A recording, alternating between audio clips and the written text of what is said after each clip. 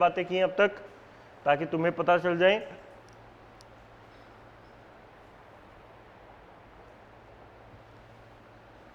सबसे पहला क्या वर्ड निकल के आया? ओंकोलॉजी। मीना बेटा आ तो जा, हाँ आ जाएगा ना, आ जाएगा, आ जाओगा इतना में। सबसे पहले बेटा हमने सुन लो भाई, जो नए बच्चे आए थे सुष्मिता और मीना, ओंकोलॉजी का मतलब होता है बेटा कैंसर की स्टडी करना। बेटा ओंकोलॉजी एक ना वर्ड से निकला जिसको बोलते हैं क्रैब। क्रैब का मतलब होता है केकड़ा। केकड़ा जैसे कोई से भी डायरेक्शन में घूम सकता है, तो ये भी कैंसर भी किसी भी डायरेक्शन में जा सकता है, इसकी कोई पर्टिकुलर डायरेक्शन नहीं है। कैंसर दो वर्ड से निकला है। कैंसर के दो टाइप होते हैं बेटा, एक होता है बिनाइन और एक होता है मैलिग्नेंट।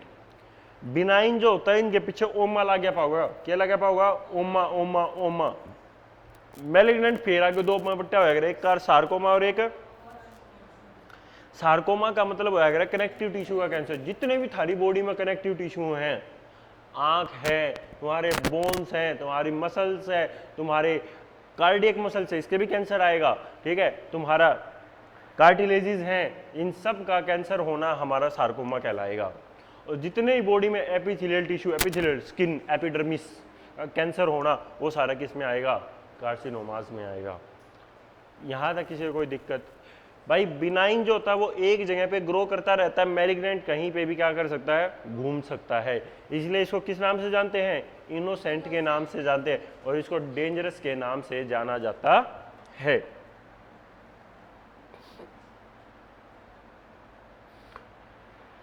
हेडिंग डाल दो भाई, बढ़िया ही, ओंकोलॉजी। यार गर्मी बहुत तेज है, पसीने आने लग गए start.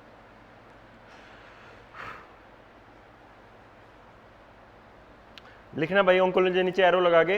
It is a branch of science, it is a branch of science in which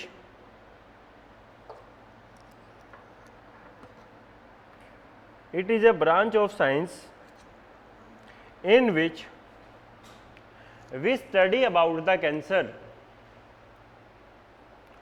in which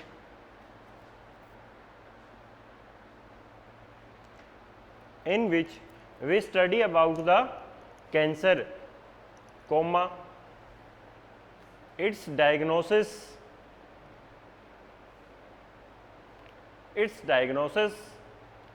and management. भाई कुसुम और जितेंद्र, आपको अगर कोई चीज डाउट नहीं समझ में आती है, कोई भी डाउट आता है, आप मेरे को मैसेज कर दिया करो। जितेंद्र एंड कुसुम, आपको समझ में आ रहा है? जितेंद्र और कुसुम अगर थम्स अप लाइक करो भाई अगर समझ में आ रहा है। यस सर, मैसेज कर दो मेरे को टाइप अगर समझ में आ रहा है तो।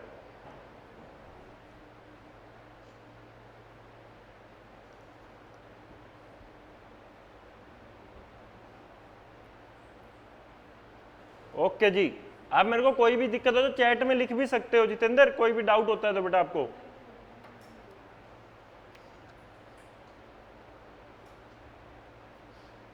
बट क्लास कंटिन्यूअस लेनी है। तो सबसे पहले डेफिनेशन समझ में आ गई क्या है? कि सर उसकी स्टडी करना, उसका डायग्नोज बनाना, उसका मैनेजमेंट करना, सब हमारा क्या कहलाता है? ओंकोलॉजी। नेक्स्ट हेडिंग डालना बेटा, कैंसर। कैंसर, कैंसर मैंने क्या बताया था? एबनॉर्मल सेल्स का बनना ही क्या कहलाता है जी? कैंसर कहलाता है। तो it is a abnormal division of unmature cells, उसको हम कैंसर बोलते हैं। Abnormal division of the unmatured sales.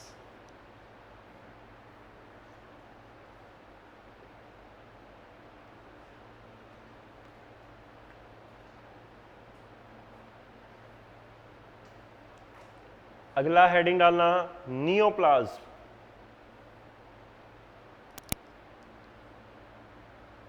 Neoplasm, sir neoplasm क्या होता है?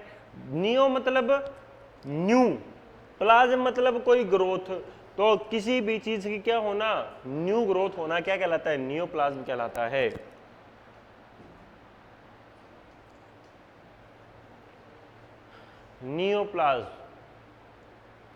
नियोप्लाज्म को क्या बोलते हैं? New growth. और न्यू ग्रोथ की स्टडी करना नियोप्लेजिया कहलाता है। न्यू ग्रोथ की स्टडी करना नियोप्लेजिया कहलाता है।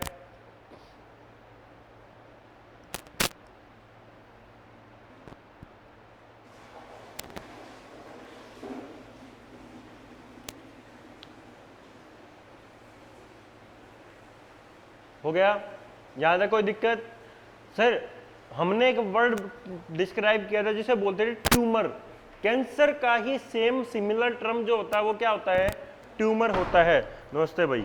तो अगला जो टॉपिक आ गया वो अगला हमारा क्या आ गया? ट्यूमर। ट्यूमर मैंने क्या बताया था? Neoplasm is similar as the tumour. तो कैंसर कैसा है? Same as a tumour term हमने उसको यूज कर दिया। तो अब क्योंकि हमने टाइप पढ़ने हैं, बिनाइन ट्यूमर, मैलिग्नेंट ट्यूमर, तो बिनाइन कैंसर नहीं बोलते हम, बिनाइन ट्यूमर बोलते हैं उसको। ठीक है, नेक्स्ट पॉइंट लिख दो, ट्यूमर।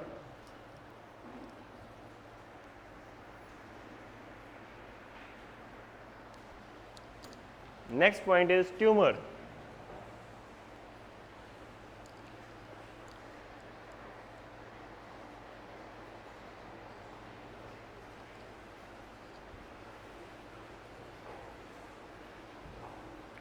तो व्हाट इज ट्यूमर?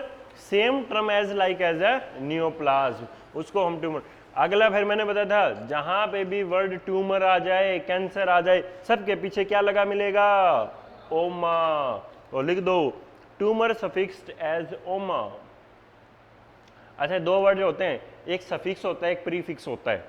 कई बार पेपर में आते हैं, जिसको हम हिंदी में क्या बोलते हैं? उपसर्ग और प्रत्यय।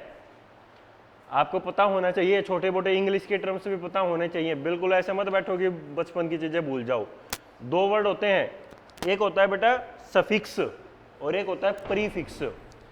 सफिक्स वो होता है जो किसी भी अक्षर के पीछे लगता है, और प्रीफिक्स वो होता है कोई भी शब्द के आगे लगने वाला। जो भी पेपर में तुम्हें हिंदी में भी आ जाएंगे, सर पढ़ाते हैं जैसे तुम लोगों को, मेरे को क्योंकि एक पॉइंट आ जाता है तो मैं हर एक चीजों में घूमता हूँ। मैं हूं, मेरे आगे कोई अक्षर लग जाए तो वो उपसर्ग कहलाएगा, और मेरे शब्द के पीछे कोई पीछे लग जाएगा तो वो प्रत्यय कहलाएगा। ठीक है, तो यहाँ पे हमारा क्या वर्ड आया? सफिक्स। ओमा कहाँ लगा? किसी भी चीज के पीछे। तो ओमो क्या बन गया? एक प्रत्यय बन गया तुम्हारा हिंदी के हिसाब से, और इंग्लिश के हिसाब से क्या बन गया? सफिक्स बन गया। तो ट्यूमर सफिक्स एज ओमा। उसके बाद हमने क्या देखा था कि भाई ट्यूमर कितने टाइप के? दो टाइप के। लिख दो tumour is of two type. सबसे फर्स्ट कौन सा था? Benign tumour, and second one is malignant tumour. Benign कैसा था? इनोसेंट था, और मैलिग्नेंट कैसा था? डेंजरस था।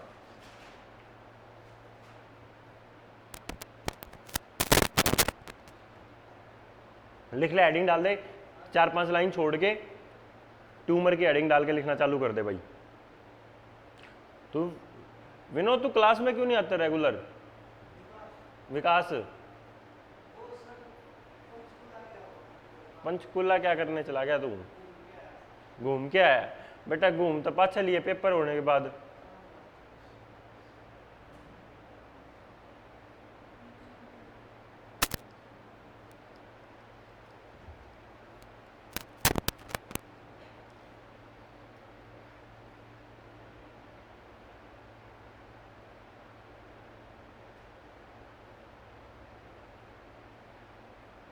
ओके जी, ओके।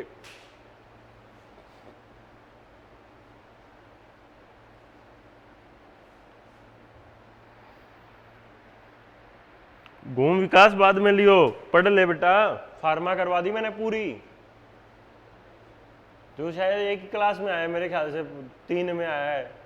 12-13 क्लास हुई है, तेरे को पता है। और फार्मा इस तरह पढ़ी नहीं थी ढंग से कभी। अपना क्लास ले लियो डेली, घर पर जाके अपना ऑनलाइन में एक एक करके डेली। ठीक है, नोट्स बना लियो अपने।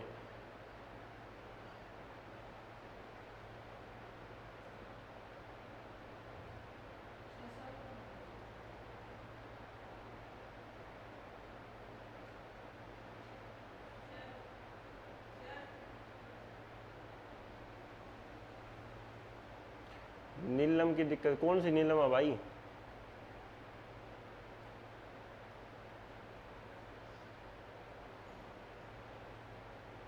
भाई ये ऑनलाइन वाले नीलम को क्या दिक्कत रह गई, क्या डाउट था, बस पूछ भाई।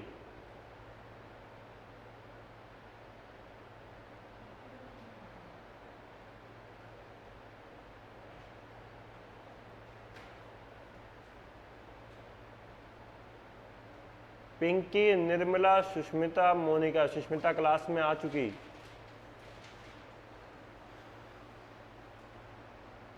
गुज्जर, इरा, संजीव, इरा क्लास में आएगी। भाई नीलम तेरे को क्या दिक्कत थी, लिख लिया ये दोनों पॉइंट। भाई मैंने पूछा था तुमसे क्वेश्चन, लिपोमा ओमा लग गया, तो ओमा किस टाइप का कैंसर है, एक बिनाइन का कैंसर है। क्या आएगा उसमें, फैट टिश्यू है। कैसा टिश्यू है, लिप, लिप मतलब लिपिड, लिप का मतलब लिपिड, तो फैटी टिश्यू तो है, कैसा है, बिनाइन ट्यूमर है। अगला पॉइंट लिखना, मैंने आप लोगों को बताया था कि भाई कैंसर वर्ड किससे डिराइव हुआ है, कौन से वर्ड से, क्रैब। क्रैब का मतलब केकड़ा, क्योंकि क्यों, केकड़ा किसी भी डायरेक्शन में घूम सकता है। पूछ लिखो भाई फटाफट।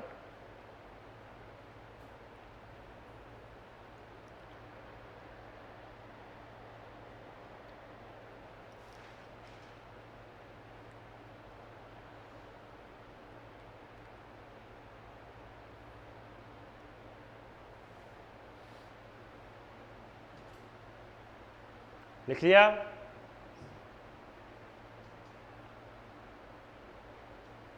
हो गया सुष्मिता, लिख लिया। नेक्स्ट पॉइंट, मैलिग्नेंट कितने टाइप का पढ़ाया था, 2 टाइप का, कार्सिनोमा एंड सार्कोमा।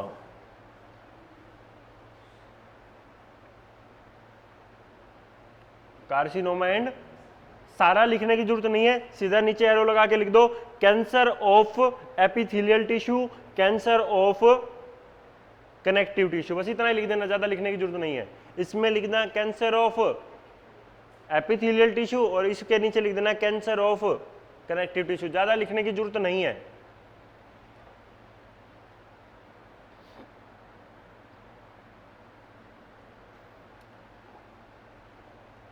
कार्सिनोमा के नीचे लिख देना कैंसर ऑफ एपिथेलियल टिश्यू और सार्कोमा के नीचे लिख देना कैंसर ऑफ कनेक्टिव टिश्यू।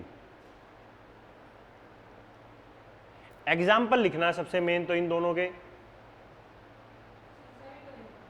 बेटा इसमें कुछ लिखना है, कौन आदत है, कैंसर ऑफ, उसके नीचे एपिथेलियल लिख दो, उसके नीचे कनेक्टिव लिख दो, साइड क्या होना था इसमें, हो गया। इसका एग्जाम्पल लिखना पहले, कार्सिनोमा वाले के। मैंने क्या बताया था, किसका कैंसर है, एक एपिथेलियल का, तो हर एक वर्ड के क्या लगा मिलेगा, पीछे कार्सिनोमा कार्सिनोमा कार्सिनोमा लगा मिलेगा। तो देखो ध्यान से, squamous cell carcinoma, squamous cell, squamous epithelial tissue होता है ना, ट्रांजिशनल भी एपिथेलियल टिश्यू होता है ना, तो दोनों का पीछे क्या लग जाएगा, कार्सिनोमा लग जाएगा। एग्जाम्पल लिख दो दोनों,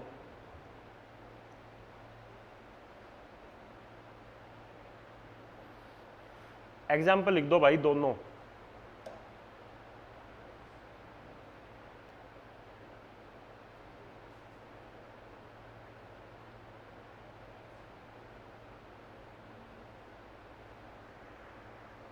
इसके नीचे क्या एग्जाम्पल लिखोगे, इसके नीचे लिखना, बोन का क्या बताया था, ओस्टियोन वर्ड यूज करते हैं, ओस्टियोसार्कोमा।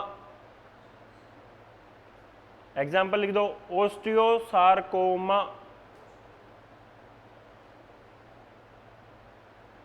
दूसरा क्या बताया था, कार्टिलेज वाला, कोंड्रो, CHONDRO,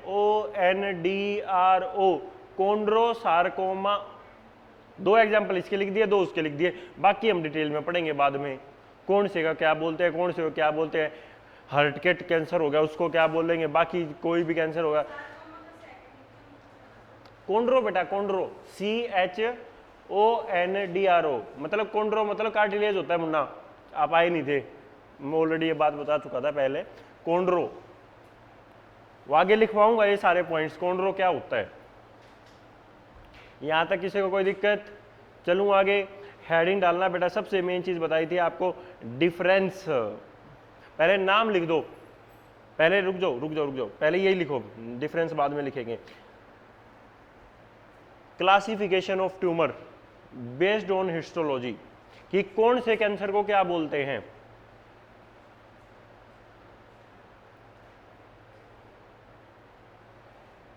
classification of tumour based on it's histology.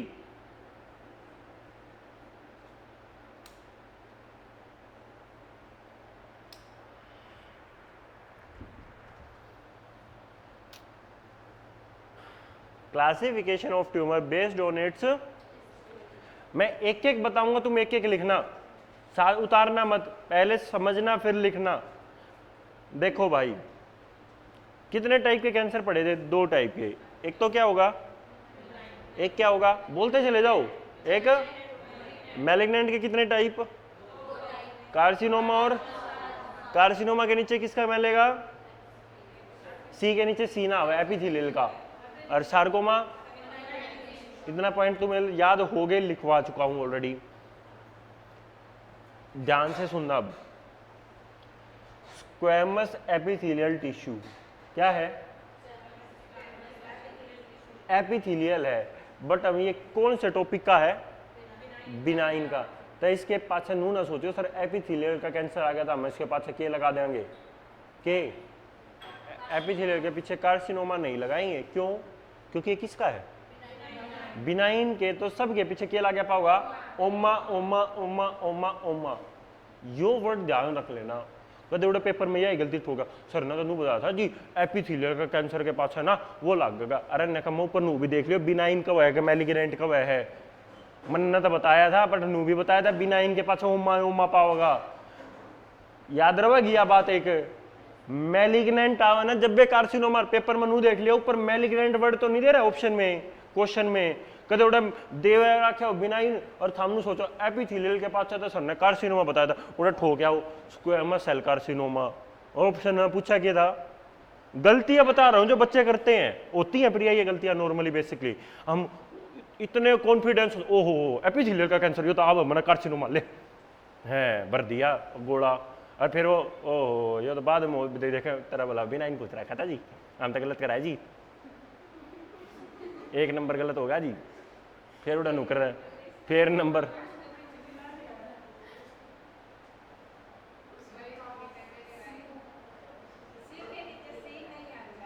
मतलब तू इतनी बात सीखी नहीं, मैंने जो तरती याद भी कराई थी, फिर वह बात कर दी तने लास्ट में। मतलब सारी रामायण पढ़े पाछे सीता किसका बाबू था जी? अरे सीता का बाबू कौन था यो क्वेश्चन आना चाहिए था। सीता किसका बाबू ना था भाई?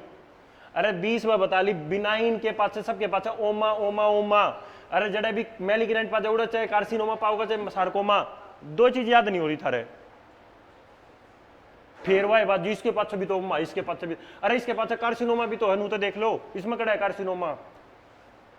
आया मंजू समझ में? देख ले भी को मैं गलती रहे पेपर में ना करे ये। कदे उड़े नुका सर ने तो ओमा ओमा बताया था, सब में ओमा ओमा कराया हुआ है, तेरा उईमा उईमा हो जाएगा। पहला क्वेश्चन समझ में आया? सर क्या है स्क्वैमस एपिथेलियल टिश्यू किसका? तो उसको क्या बोलते हैं? Squamous cell papilloma. क्या बोल लेंगे? अगर इसी का पेपर में पूछ ले स्क्वैमस एपिथेलियल टिश्यू का मैलिग्नेंट बताओ, क्या बताओ? मैलिग्नेंट बताओ। मैं बता रहा हूं क्वेश्चन कैसे आएंगे।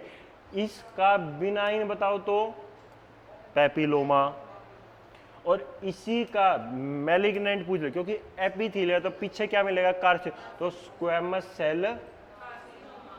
आया डिफरेंस समझ में? अगला क्या है? ऐसे जब भी बोल के बैठ के पढ़ोगे तो ऐसे ही पढ़ना है। ग्लैंडुलर टिश्यू का बिनाइन ट्यूमर कौन सा? क्या कहलाया? एडिनोमा। ग्लैंडुलर टिश्यू का मैलिग्नेंट ट्यूमर। बोलना समझ में आया कैसे क्वेश्चन बोलने हैं? ये आ गया? बिनाइन पूछे ऐसे बोल बोल के पढ़ोगे तुम, जब तुम्हें और जब तुम लिखोगे ना तब भी ऐसे ही लिखने हैं बोल बोल के कि स्क्वैमस एपिथेलियल टिश्यू का बिनाइन ट्यूमर जी, squamous cell papilloma, squamous cell tissue का malignant tumour, squamous cell carcinoma, ऐसे बोल के लिख लोगे सारे, बोल के लिखोगे तुम अपने मन में, ठीक है, कि सर ऐसे लिखने हैं। अगला क्या आया, ग्लैंडुलर टिश्यू का benign tumour adenoma, glandular tissue का मैलिग्नेंट ट्यूमर एडिनोकार्सिनोमा, ऐसे बोल के लिख लोगे। जब तक ये बोलना नहीं सीखोगे मैं कैंसर नहीं याद करा सकता, हकीकत बता दिया मैंने साथी। जब तक तुम ऐसे बोलना नहीं सीखोगे तब तक तुम्हें कैंसर में गलतियां होंगी 100%। मैं नुए उड़ा ध्यान ना रहा, ओमा किस्म लाऊं, कार्सिनोमा किस्म लाऊं, सार्कोमा किस्म लाऊं, ओमा किस्म लाऊं, बस एक के माइंड में बिठा लो आज बात। जब भी बिनाइन आओ ओमा ठोक दो, और मैलिग्नेंट में 2 वर्ड लग गया, चाहे कार्सिनोमा पाओगे चाहे सार्कोमा, उनमें डिफरेंशिएट कुकर करना है। एपिथेलियल का पावर है कार्सिनोमा ला दो, और कनेक्टिव का पाछा ला गया था सार्कोमा ला दो। बस ये 3 पॉइंट याद रखने और कुछ नहीं याद रखना। पहले याद करेंगे फिर आगे लिखेंगे।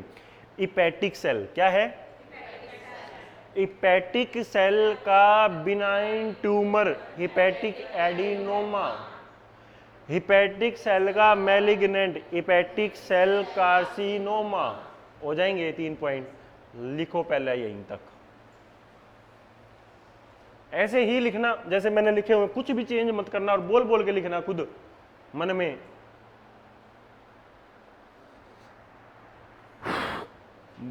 बोल के लिखोगे तुम, मैं सबके सुन रहा हूं, लिपसिंग सुन रहा हूं, देख रहा हूं मैं, कौन सा बोल के नहीं लिख रहा।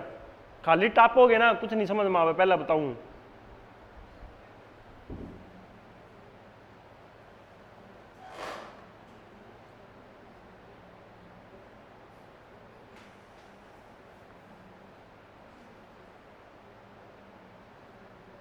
इरा तेरे को समझ में आ गया था ये बिनाइन मैलिग्नेंट का मतलब समझ में आ गया था, किसमें ओमा लगना है किसमें कार्सिनोमा, ये लिख दो बेटा इसको।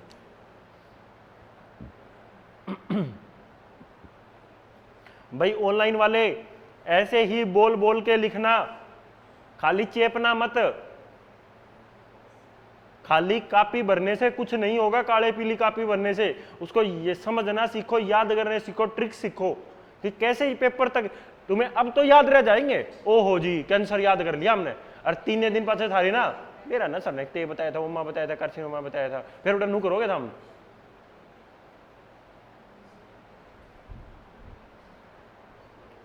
तो जो ट्रिक सिखाता हूं उसको याद करने की कोशिश करा करो। वो ट्रिक इसलिए बनाई गई है, मेरे को आज तक याद है, वो इतनी सिंपल बनाई गई है इसलिए ही।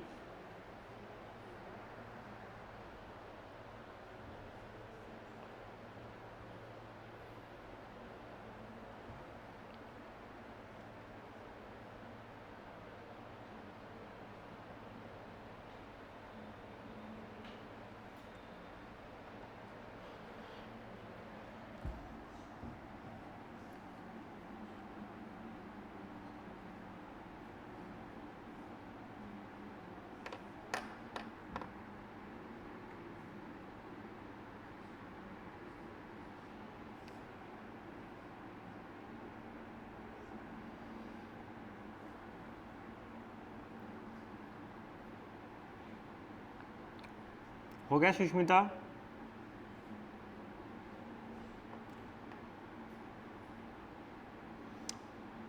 भाई कुसुम समझ में आ गया आपको ऑनलाइन वाले में?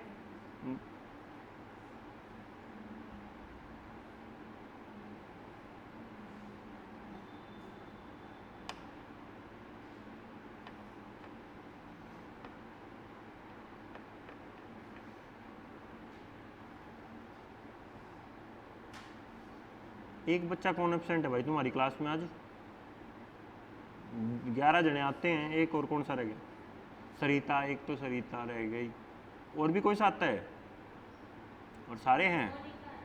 मोनिका वो आएगी। 12 बच्चे हैं तुम्हारी क्लास में जो क्लास में आते हैं डेली। और भाई तुम भी 12 के 12 रेगुलर रहना सीखो थोड़ा।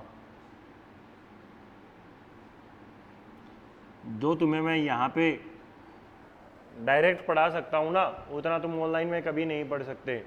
यहाँ के फेशियल एक्सप्रेशन कुछ और होते हैं और ऑनलाइन पे देखोगे वो कुछ और ही होते हैं, ठीक है। यहाँ पे जो पोस्चर, जो जेस्चर एक बहुत इंपॉर्टेंट रोल प्ले करते हैं। हमें जब हम सेकंड ईयर में थे, हमें टॉपिक पढ़ाया जाता है, हमारी बुक लगती थी कम्युनिकेशन मेथड, कम्युनिकेशन की बुक लगती थी। उस पूरी कम्युनिकेशन की बुक में एक यही चीज़ें बताई गई थी, तुम्हें याद होनी चाहिए थोड़ी बहुत, कि कम्युनिकेशन की क्या क्या ट्रिक्स होती हैं, क्या टीचिंग मेथड्स होते हैं, कि एक टीचर को क्या क्या यूज़ करना चाहिए।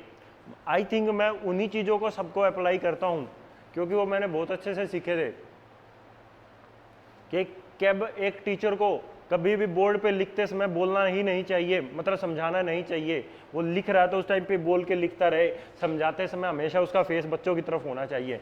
मैं आड़ा करके बोलता रहूँ, लिखता रहूँ, लिखता, सारे टट्टू कुछ नहीं समझ में आना। हकीकत है यह बात।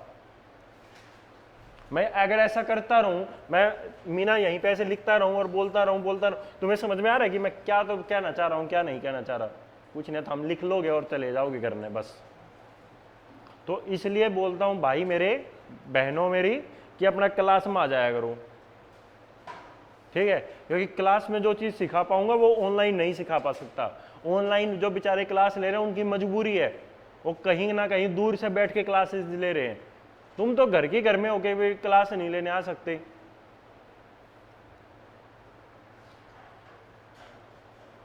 इरा, स्क्वैमस सेल टिश्यू का मैलिग्नेंट क्या कहलाएगा? Very good. Manisha, hepatic cell का बिनाइन क्या कहलाएगा?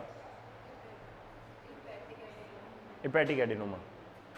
ग्लैंडुलर टिश्यू का मैलिग्नेंट क्या कहलाएगा? हाँ, very good. Sushmita, benign tumour है किसी पेशेंट को, उसका स्क्वैमस एपिथेलियल टिश्यू का कैंसर क्या कहलाएगा? Very good. मंजू, एक पेशेंट है जिसको हिपैटिक का कैंसर हो गया है, उसका बिनाइन ट्यूमर क्या कहलाएगा? समझ में आ गया किस टाइप से क्वेश्चन तुमसे पेपर में पूछ सकता है? आगे चलूं, यहां तक लिख लिया सबने। अगला पॉइंट, पहले समझना फिर लिखना।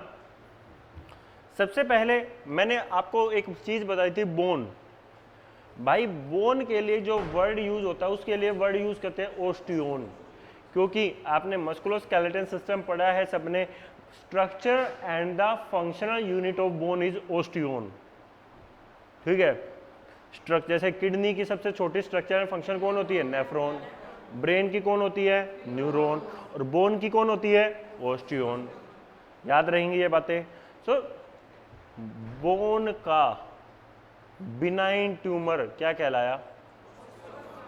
और बोन का ही मैलिग्नेंट क्या कहलाया? अब की वर्ड क्या लगा? क्योंकि बोन कैसा टिश्यू है? अब तक जो हम पढ़ रहे थे वो सारे कार्सिनोमा थे, ध्यान दिया तुमने? अब तक सारे क्या थे? कार्सिनोमा, क्योंकि वो एपिथेलियल के टाइप थे। अब किसका टाइप आ गया?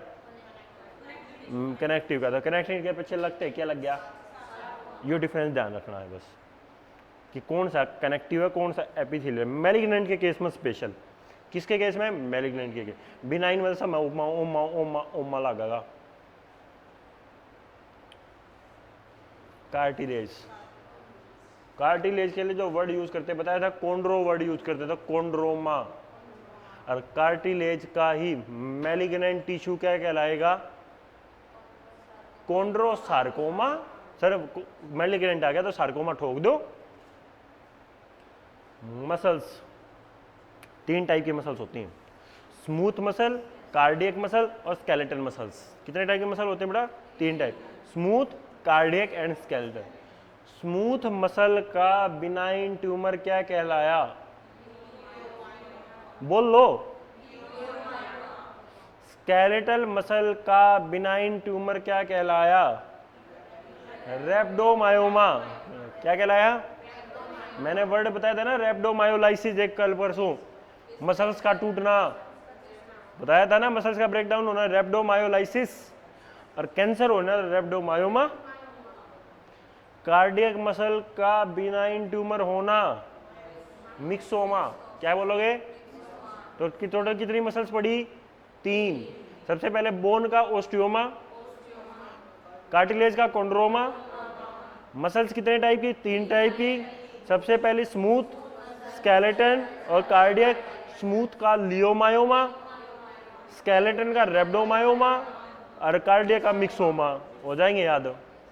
इन्हीं का मैलिग्नेंट, क्योंकि क्या है, मसल से कनेक्टिव टिश्यू है, कुछ नहीं करना, सबके पास है सार्कोमा सार्कोमा सार्कोमा। आ गया समझ में? रहे छापो, छापो नहीं, लिखो बोल बोल के।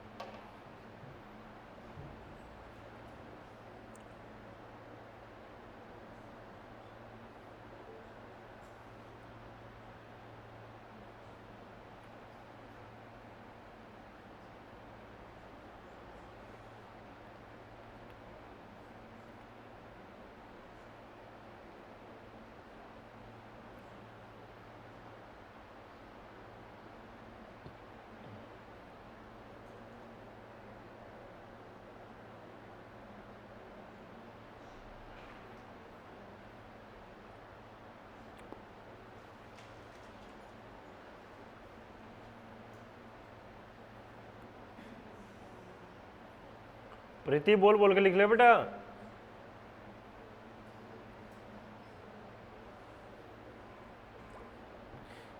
ये बोल बोल के लिखने का इम्पोर्टेंस मेरे लिए नहीं है।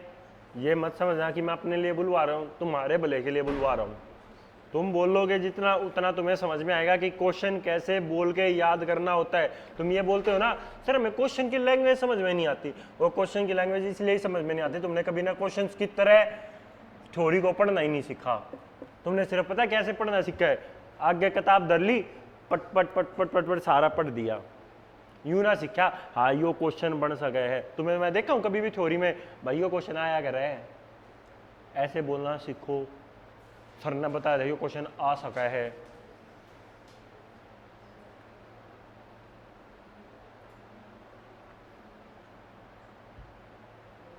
हो गया यहां तक? बोन का क्या कहलाएगा? बिनाइन। बोन का मैलिग्नेंट। कार्टिलेज का बिनाइन। कार्टिलेज का कनेक्टिव। स्मूथ मसल का बिनाइन।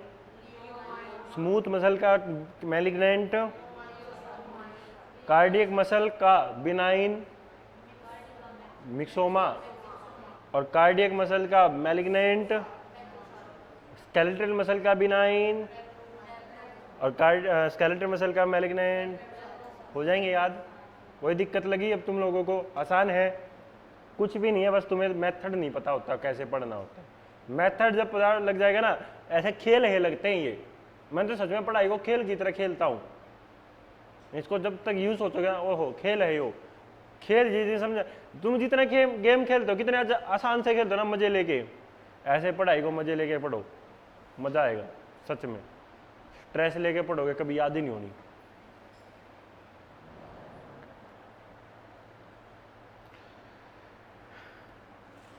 पेपर वाले ने एक बार गजब का क्वेश्चन दिया, क्या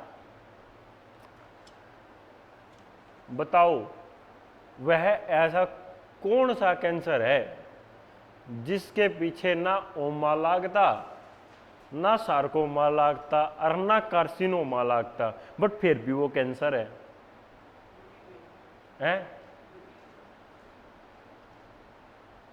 ब्लड का कैंसर, ल्यूकीमिया।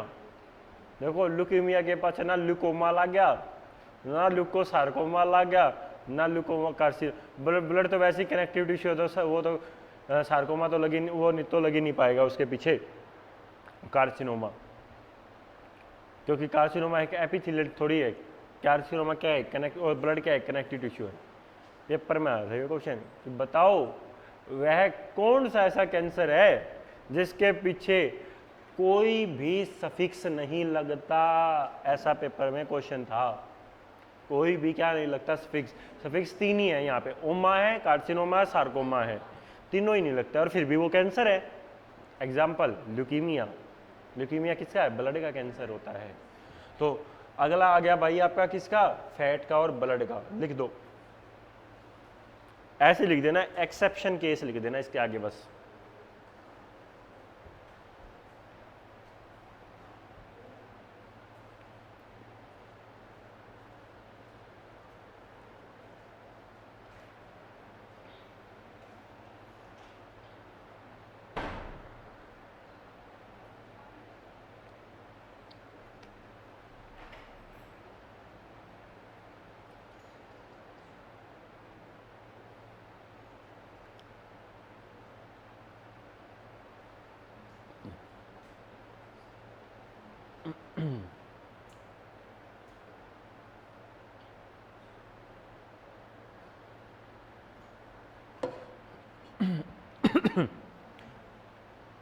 भाई समझ में आ गए सारे बिनाइन और मैलिग्नेंट, पक्का कोई दिक्कत यहाँ तक किसी बच्चे को, सबको ये समझ में आ गया किसके पास ओमा लाना है, किसके पास के लाना है, ठीक है। और किसके पीछे कुछ भी नहीं लगाना, वो क्या है, ल्यूकीमिया है। भैया इतनी बातें याद रखने तुम्हें।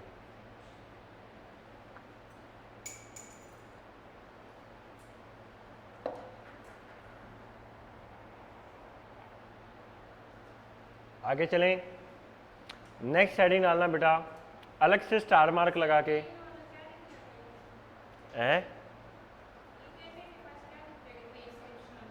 लिखवाइयो भाई इसने, क्या बताया था हिंदी में, हिंदी में लिख ले तू, हिंदी में लिख नीलम तू।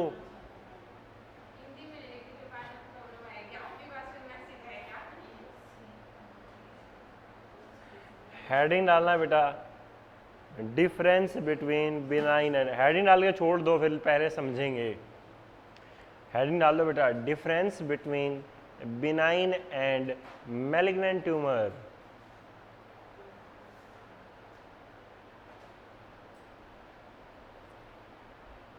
Difference between benign and malignant tumour,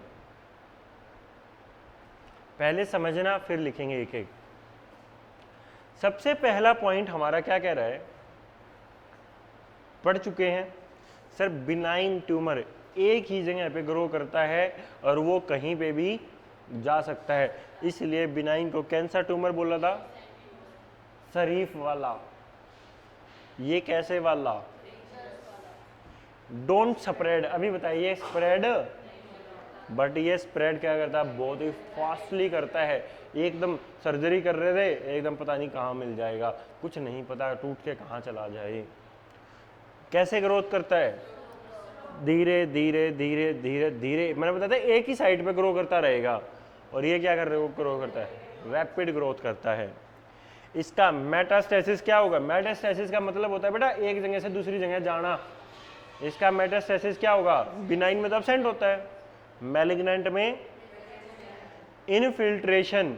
infiltration मतलब होता है किसी एक चीज को क्रॉस करके दूसरे में घुस जाना, फिल्टर करते हैं ना, तो इनफिल्ट्रेशन इसमें क्या होता है, एब्सेंट। ये क्या कर सकता है, फिल्टर कर जाएगा, प्रेजेंट हो जाएगा।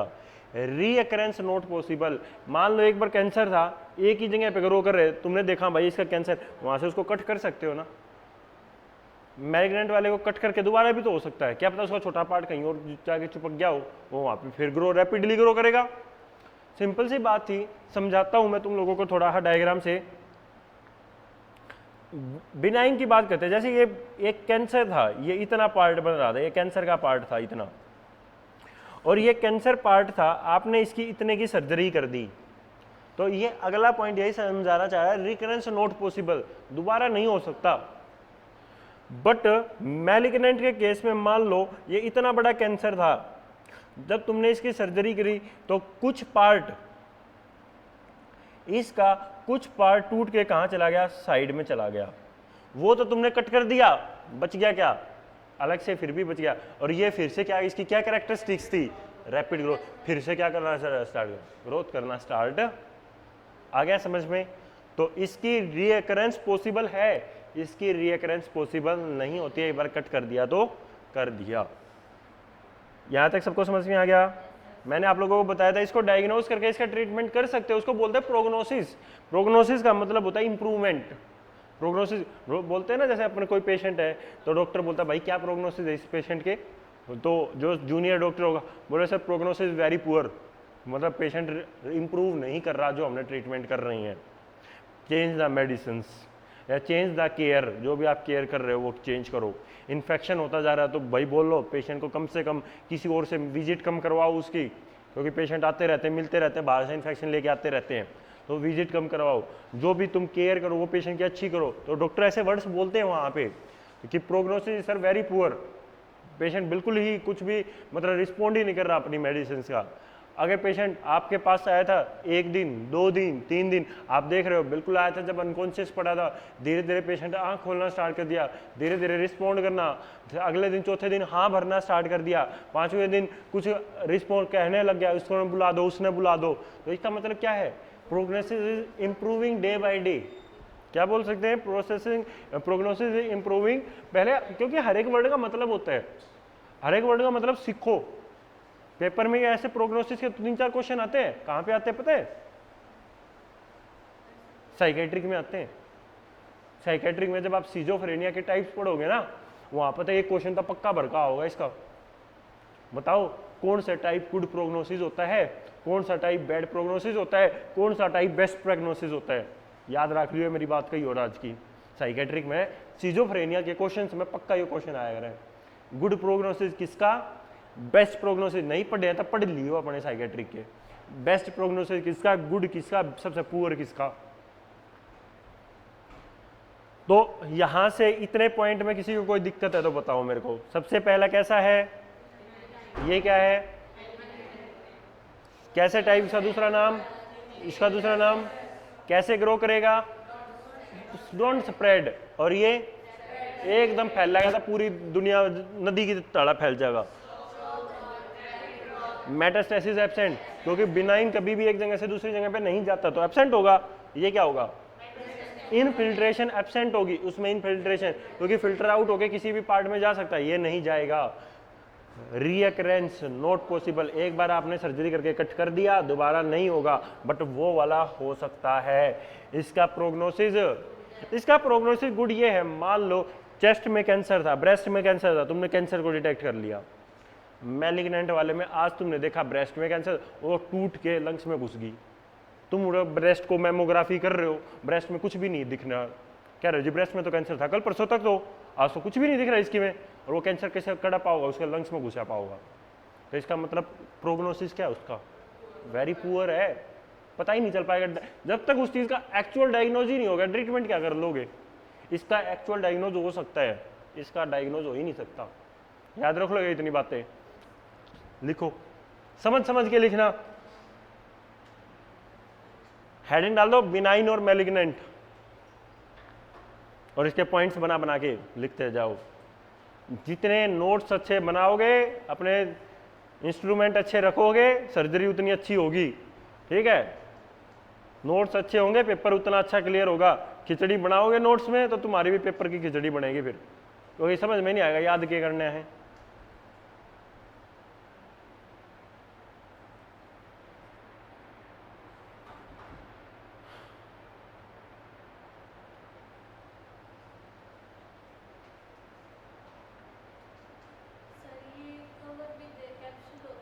आवांगी मुन्ना, तू इतने इतने लिख ले पहला, अगला पॉइंट को खत्म थोड़ी करा मैंने। ये मैंने खत्म कहाँ कर दिया प्रिया, ये मतलब बहुत सारे पॉइंट्स बचे रहे बेटा, इसमें कम से कम 5-6 पॉइंट और बचे हुए इसके, तो पहले इतने लिखा। सारे बताऊंगा, मतलब प्लियोमॉर्फिज्म भी पॉइंट बचा हुआ है, कैप्सूल वाला भी पॉइंट बचा हुआ है, मतलब बहुत सारे पॉइंट बचे हैं इसके मुन्ना। पहले तो ये लिख ले, भागो मत, खरगोश मत बनो, थोड़ा कछुआ बनो। खरगोश भागता है स्टार्टिंग में, तुम सोचते हो पहले 1 महीना फुल कॉन्फिडेंस हो के पूरे दिन आते हो, दूसरे महीने के बाद 5 दिन गायब मिलते हो, 25 दिन आते हो, तीसरे महीने में 15 दिन आओगे, 15 दिन गायब, है ना प्रिया? 15 दिन आओगे, 15 दिन गायब मिलो। वो खरगोश वाली हालत मत बनाओ, अपनी कछुए वाली हालत बनाओ।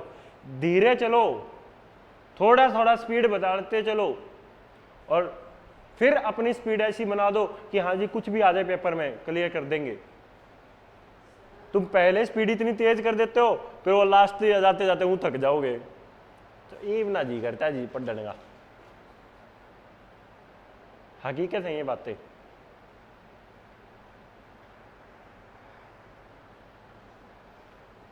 क्योंकि जिस फेज में तुम आज बैठे हो यहाँ पे, वो फेज मेरे अंदर 4 साल पहले आके जा चुके हैं इसी क्लास में से, ठीक है? मेरे को पता है, मैं भी ऐसा ही था, बट मैं बैठता था क्लास में, सुबह 6 बजे बुलाया तो मैं सुबह 6 बजे मिलता था क्लास में सबसे पहले, और सबसे लास्ट में जाता था 9 बजे उठ के। अपना सीटिंग बनाना सीखो। जब तक सीटिंग नहीं दोगे स्टडी को, स्टडी हमेशा सीटिंग मांगती है, स्टडी हमेशा टाइम मांगती है आपका।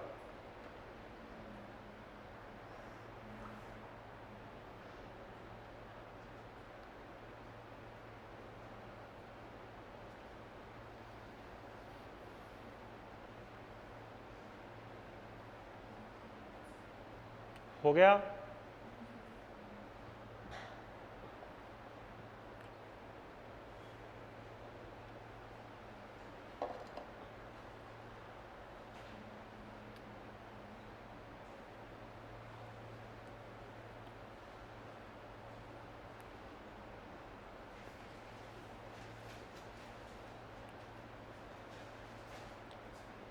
चलो भाई आगे, यहां तक सबको समझ में आ गए इतने पॉइंट्स? Very good.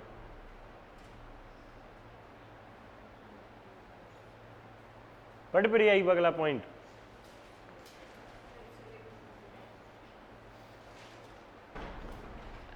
सुनो भैया, पहले समझते हैं फिर आगे लिखेंगे। सर सबसे पहला क्या होता है, जो हमारा बिनाइन ट्यूमर होता है, कोई भी सेल के ऊपर एक लेयर होती है ना, तो सिंपल सा वही लॉजिक अपने कैंसर में चिपका दो। सुन रहे हो? पहले इधर ध्यान दे लो। कोई भी एक सेल है, सेल के ऊपर क्या होती है? एक लेयर होती है, जो हमने कल पढ़ी है, सेल के ऊपर प्लाज्मा मेम्ब्रेन होती है, सेल मेम्ब्रेन होती है। वैसे ही बिनाइन ट्यूमर जितना भी होते हैं उनके ऊपर एक लेयर प्रेजेंट होती है, इसलिए इसको कैप्सुलेटेड बोल देते हैं। इस ट्यूमर को क्या बोल देते हैं? Capsulated tumour. मतलब ऐसा ट्यूमर जिसके ऊपर कोई ना कोई एक लेयर है। बट मैलिग्नेंट के ऊपर कोई भी लेयर नहीं होती है, फ्री होता है, जड़ा जीक सा होगा उड़े ग्रो करेगा, ये नहीं है। कैप्सुलेटेड वाला एक पर्टिकुलर ग्रो करता चला जाएगा। नॉन कैप्सुलेटेड वाले का कुछ भी नहीं होता, कहीं पे भी ग्रो कर सकता है, वो कहीं पे भी जा सकता है। कैप्सुलेट का मतलब सिंपल सा मान लो एक बाउंड्री है, तुम्हारी भी एक बाउंड्री है ये। अगर ये दीवार ना हो तो कोई इधर गिरा मिलेगा, कोई उधर गिरा मिलेगा, है ना? तो वही काम अपना इसके साथ है। कैसा है? Soft and freely movable. Soft है और हल्का फुल्का मूव करता रहेगा। ये हार्ड है, ये नॉट फ्रीली मूवेबल, ये ज़्यादा फ्री नहीं है, या हार्ड टाइप का होता है।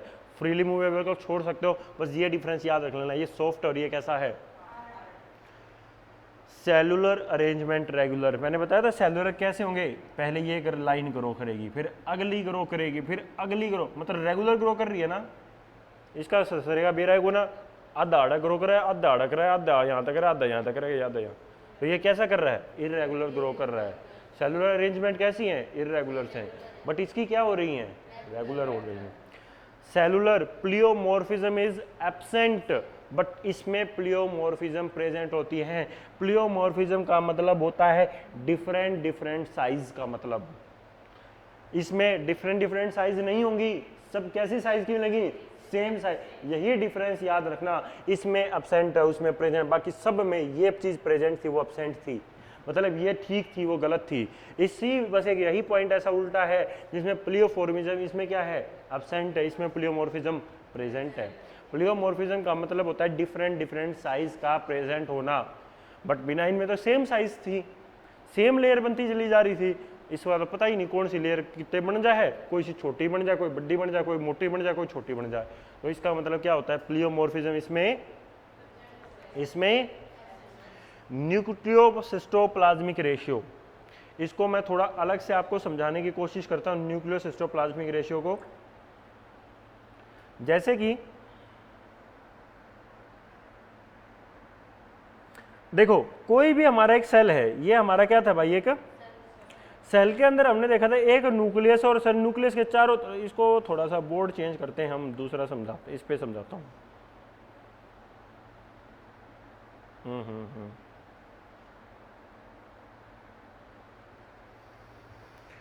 दो चीजें ध्यान से समझना, एक ये सेल है और एक ये सेल है, दोनों में डिफरेंस देखते हैं। सर सेल के अंदर मैंने बताया था सबसे छोटी चीज क्या होती है, न्यूक्लियस बताया था ना, सेल न्यूक्लियस, न्यूक्लियोलाई, फिर डिवाइड, सारे प्रोसेस बताई थी। और न्यूक्लियस के बाद जितना भी ये फ्लूइड पोर्शन बच जाता है, ये हमारा सारा क्या कहलाता है, साइटो।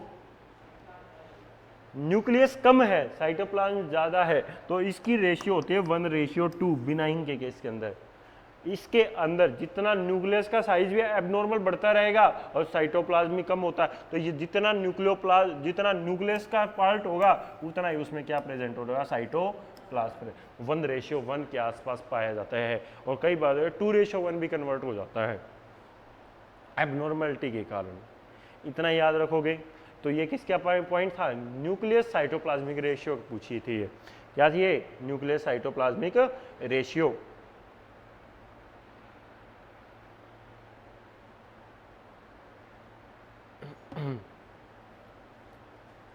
आ गया ये पॉइंट समझ में, दोनों पॉइंट समझ में आ गए।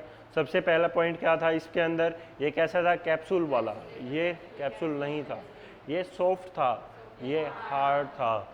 ये कैसा, इसमें रेगुलर साइज बढ़ रहे थे, इसमें इरेगुलर थे। इसमें प्लियोमॉर्फिज्म एब्सेंट है, उसमें प्लियोमॉर्फिज्म प्रेजेंट। इसमें न्यूक्लियोसाइटोप्लाज्मिक रेशियो 1:2, इसमें 1:, नॉर्मोक्रोमिक, नॉर्मोक्रोमिक का मतलब होता है नॉर्मल साइज, और हाइपरक्रोमिक का मतलब होता है लार्ज साइज। बस इतना ही लिख के छोड़ सकते हैं। पोलैरिटी, ये ऑलरेडी ये पॉइंट बता चुका हूँ। सेल ग्रोथ करते हैं किसमें, सेम डायरेक्शन में, उसकी डायरेक्शन का ही नहीं पता तो वो does not. Differentiation is possible, पता कर सकते हैं ये नॉर्मल सेल है, ये कैंसर सेल है, उसका पता ही नहीं। कोई कैंसर सेल भी इतनी मिल सकती है और नॉर्मल भी इतनी मिल सकती है, तो ये अच्छे से डिफरेंशिएशन नहीं कर सकते।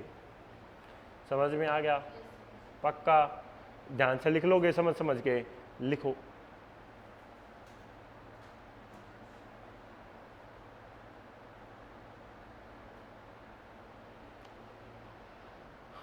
लिखो भाई।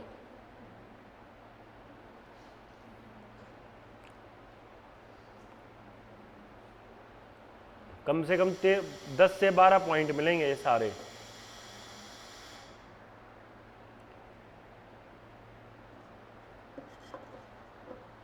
पेपर में 12 के 12 पॉइंट याद रखने, 12 या 13 है, इतने भी हैं, ये कोई सा भी आ सकता है। बस एक ध्यान रखना, इस वाले पॉइंट को, प्लियोमॉर्फिज्म वाले को ऐसे स्टार मार्क लगा लेना, क्योंकि ये एक अलग सा है, ये इसमें एब्सेंट है, उसमें प्रेजेंट है। बस इसको अलग से लगा लेना भाई, ठीक है।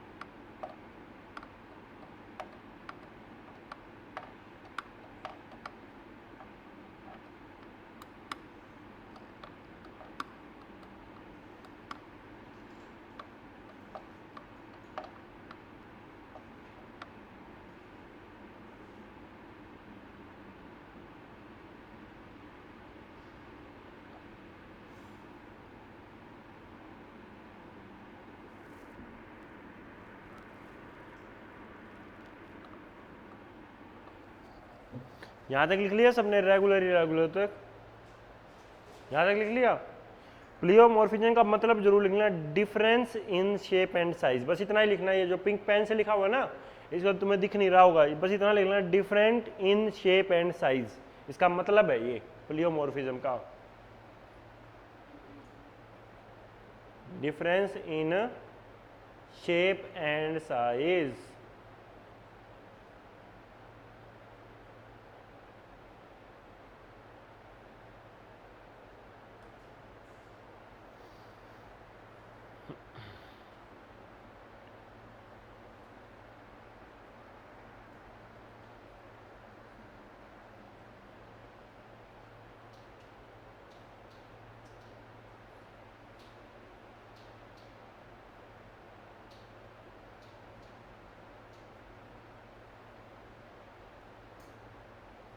हो गया, लिख लिया यहां तक सबने।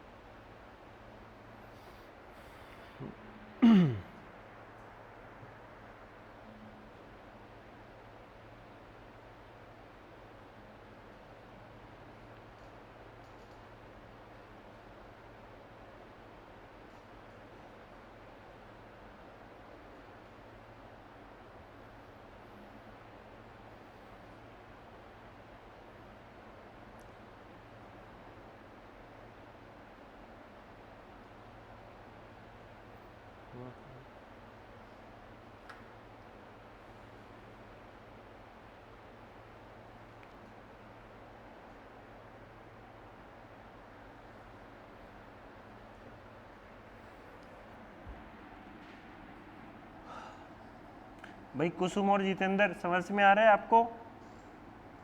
जितेंद्र,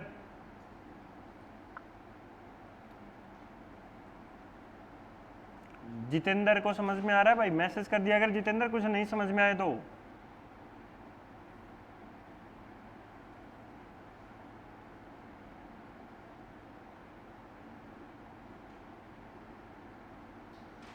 बाकी ऑनलाइन में भाई गुज्जर, संजीव, मोनिका, नीलम, पिंकी, निर्मला,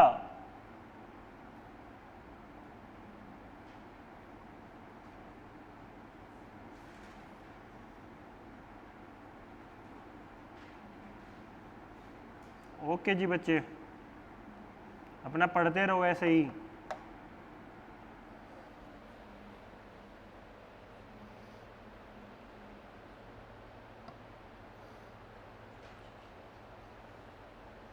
लिख लिया भाई यहां तक सबने? तो अब तक जो हमने लिख लिया प्रिया,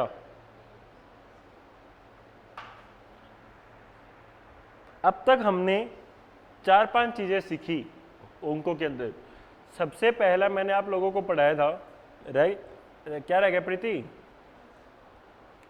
सबसे पहले हमने देखा सर ओंकोलॉजी, डेफिनेशन देखी हमने, उसके बाद उसके टाइप्स देखे, बिनाइन देखा, मैलिग्नेंट देखा, उसके बाद हमने पढ़ा कि भाई कौन कौन से कितने कितने बिनाइन के अंदर क्या वर्ड लगता है, ओमा, कार्सिनोमा, सार्कोमा, हर एक के टाइप्स देखे हिस्टोलॉजी के बेस पे कि किसको एडिनोमा बोला, किसको कार्सिनोमा बोला, किसको क्या बोला।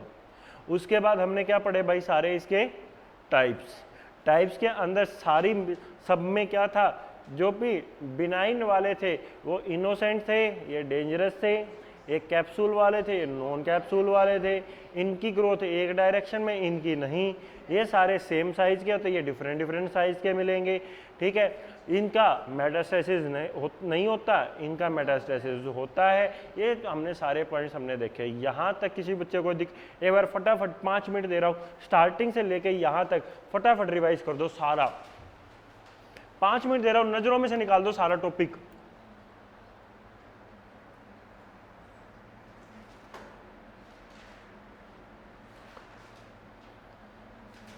फिर हम आगे करते हैं।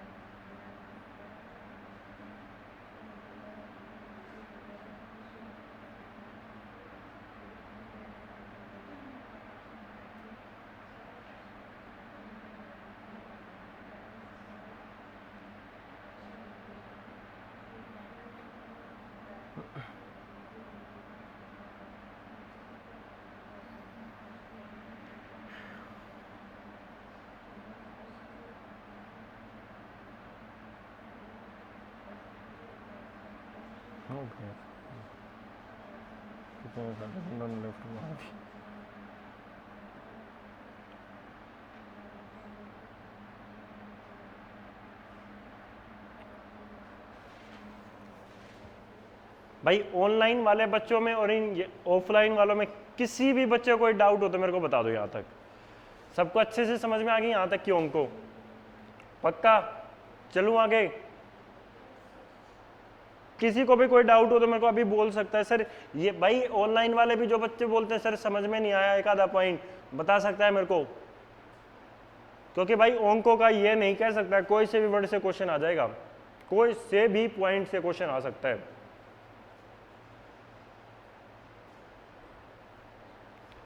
अंकों जब हम पढ़ते हैं ना, एक टाइप से यूं समझ लो पूरी एमएसएन दोबारा पढ़ रहे हो तुम। अंकों जब पढ़ते हैं तो ये समझ लो पूरी एमएसएन एक टाइप से दोबारा पढ़ रहे हो। क्यों? कोई सी भी बॉडी का कैंसर हो सकता है, कोई से भी सिस्टम का कैंसर हो सकता है। आर्टरी मसल का हो जाएगा, रेस्पिरेटरी का हो जाएगा, जीआई सिस्टम का हो जाएगा, यूरिनरी सिस्टम का हो जाएगा, ब्रेन का हो जाएगा, काय का भी हो जाए, मुंह का हो जाएगा, ठीक है, लिम्फ नोड्स का हो जाएगा। अगला पॉइंट हम बात करते हैं। अभी जस्ट हमने एक पॉइंट देखा जिसका नाम था मेटास्टेसिस। क्या पॉइंट पढ़ा था? What is metastasis? सर एक जगह से टूट के सेपरेट हो गया किसी दूसरे पार्ट में चला जाना। क्या चला जाना? एक जगह से सेपरेट हो गया किसी दूसरे पार्ट। पहले थ्योरी पढ़ने से पहले तो 3 वर्ड ऐसे बैठाओ दिमाग में जो तुम्हें हमेशा याद रहने चाहिए मेरी की तरह। बाकी थ्योरी लिखी पड़ी है, 3 बातें लिखो मत पे। सुन सुष्मिता,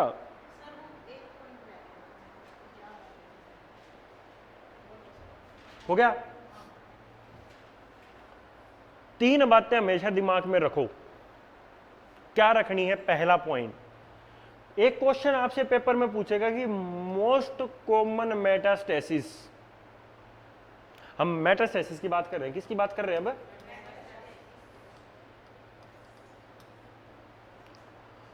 मोस्ट कॉमन फैलता किससे है? सेकंड क्वेश्चन, सबसे फास्ट किससे फैलता है? 2 क्वेश्चन। और तीसरा क्वेश्चन, वो फैलेगा ना तो कौन सी 3 ऐसी लोकेशन है जो किसी भी कैंसर की फैल सकती है वहां पे। 3 क्वेश्चन याद रखने बस, और कुछ नहीं याद रखना। बाकी तो और बहुत सारी चीजें हैं, बट ये 3 तो ऐसे हैं जो तुम्हें वर्ड बोलते ही तुम्हारे माइंड पे स्ट्राइक करने चाहिए। मेटास्टेसिस के केस में सबसे पहला, मोस्ट कॉमन फैलता किससे है? मोस्ट कॉमन जब भी फैलेगा बेटा किससे फैलेगा? मेटास्टेसिस जब मोस्ट कॉमन जो होता है वो किसके कारण होता है? सेकंड क्वेश्चन मैंने बताया सबसे फास्ट। सबसे फास्ट किससे फैलता है? पता है क्या प्रिया? सबसे फास्ट किससे फैलेगा बताओ? पेपर में आया क्वेश्चन, बिल्कुल आया है और हर बार आता है। मीना, सुष्मिता, नीलम, सबसे फास्ट है, सबसे मोस्ट कॉमन हो गया बट तो सबसे फास्ट फैलता है लिम्फ फ्लूइड से। हमेशा याद रखना, ठीक है? सबसे ज्यादा किससे फैलता है? सबसे फास्ट लिम्फ फ्लूइड से फैलता है।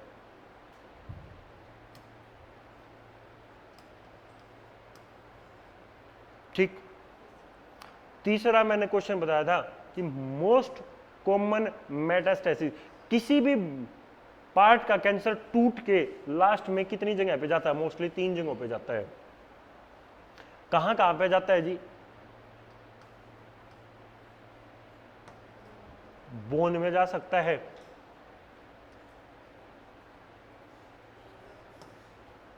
थर्ड, तुम जब किसी भी कैंसर का, कोई भी कैंसर का मेटास्टेसिस देखोगे तो उसमें ये 3 वर्ड जरूर मिलेंगे। 3 वर्ड जरूर मिलेंगे।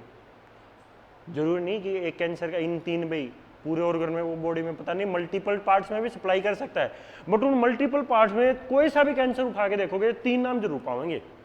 तो इसलिए हम इनको मोस्ट कॉमन साइट्स मानते हैं किसी भी मेटास्टेसिस कैंसर की। कौन कौन सी में? बोन में, लंग्स में और लीवर में। रख लोगे 3 पॉइंट्स याद।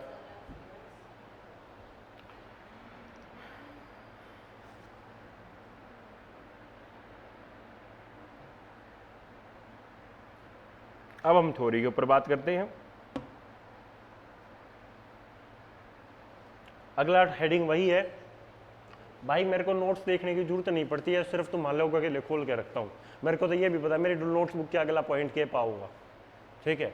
मेरे को जरूरत नहीं है, मेरे को सीक्वेंस वाइज में अभी भी तुम्हें अगर मैं ये खोल रखा ना, यहाँ से भी खोल के बता दूंगा कि पहला ये टॉपिक है, फिर इसके बाद यो पाओगा, फिर यो पाओगा, फिर यो पाओगा, फिर यो पाओगा। और ये तुम डेमो देख ही चुके हो कि जब उस दिन मैंने घर से पापा से मंगवाई थी, चौथे पेज पे पाओगी, इस पर लिखी पाओगी, ठीक है। तो मैं यहाँ पे बैठे बैठे भी बता दूँ मेरी नोटबुक में कौन सी मैं कौन से पेज पे लिख रखे हैं। मैं इनके साथ खेल रहा हूँ भाई। जिस दिन तुम एक ही चीज़ के साथ खेलना स्टार्ट कर दोगे ना, कभी भूलोगे नहीं, ठीक है। तो सबसे पहला पॉइंट क्या बताया, लिखो मत, पहले समझ लो, लिखवाऊंगा। रूट ऑफ मेटास्टेसिस, कि किस किस चीज के द्वारा हमारा मेटास्टेसिस हो सकता है। सबसे पहला आता है लोकल मेटास्टेसिस। ये पार्ट था ब्रेस्ट का, यहीं से इस वाले पार्ट को हो गया ब्रेस्ट के दूसरे पार्ट को, तो ये क्या कहलाया, लोकल का मतलब है या जैसे लोकल डिजीज नहीं बोलते क्या, लोकल ट्रांसमिशन।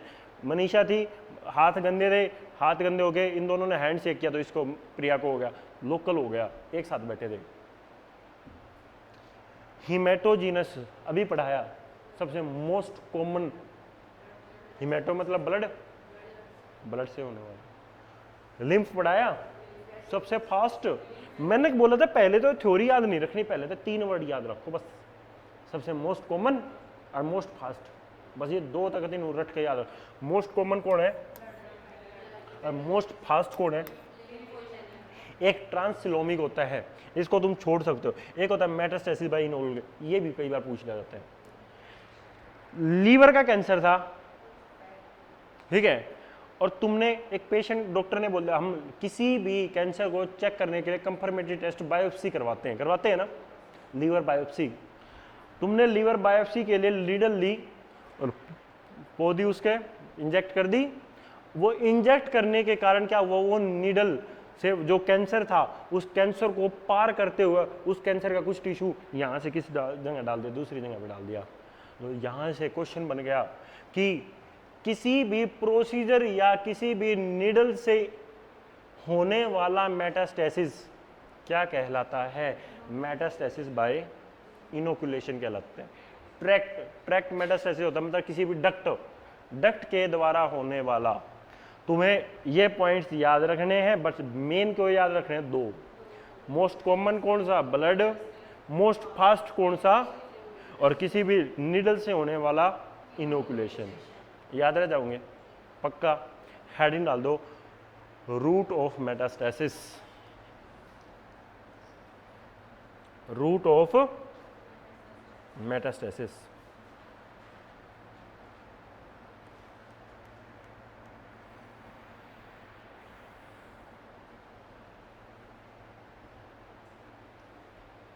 लिख दो भाई पहला हेडिंग डाल के।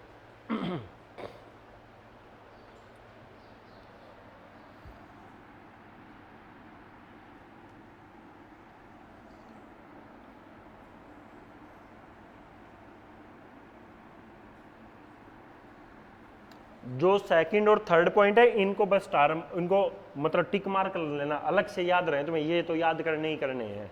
दूसरे और तीसरे को टिक मार्क कर लेना अलग से, स्टार मार्क जो भी तुम लगाते हो, काला नीला पेन जो भी यूज करना है वो अलग से कर लेना भाई इन दोनों की चीजों के लिए।